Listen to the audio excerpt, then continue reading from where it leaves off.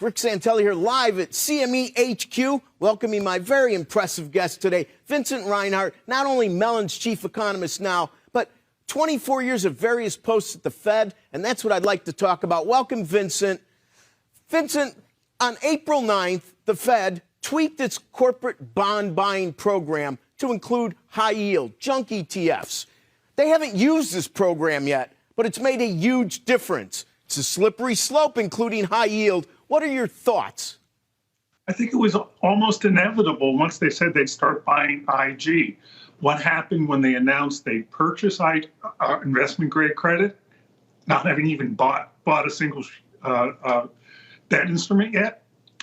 Investment grade did much better than high yield. And it was difficult to rationalize the difference between the two sets of yields. In particular, how about those fallen angels like Ford? They were just IG a month ago. Why treat them differently? So the Fed, therefore, widened the perimeter of its camp and brought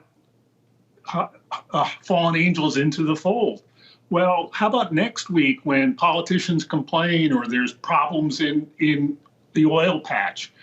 Don't you think the Fed's going to be under pressure to widen the perimeter once again? You're exactly right, Rick. It's a slippery slope.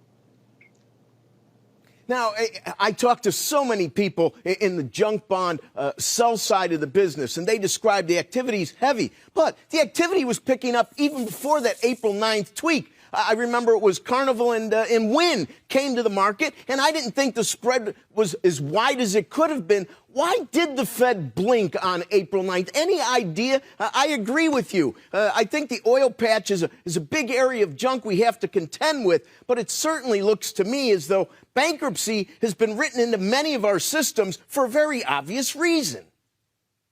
Indeed, when you're thinking about the oil patch, some shakeout and those valuable assets in the ground go into stronger hands wouldn't necessarily be a bad thing for the longer term productivity of the United States. Why the Fed blink? Because it's difficult when there's so many obvious anomalies sticking out. In particular, the President of the United States views Ford as an important industry for the national defense. They're making ventilators and masks. Why would you treat them differently just because some rating agency in the span of a couple weeks changed its judgment? Do you really want that critical firm to have problems financing? And so what we're seeing now is a lot of precautionary pre-funding where firms with the stronger hands are getting the cash while they can. And it's going to make it more difficult for the weaker hands.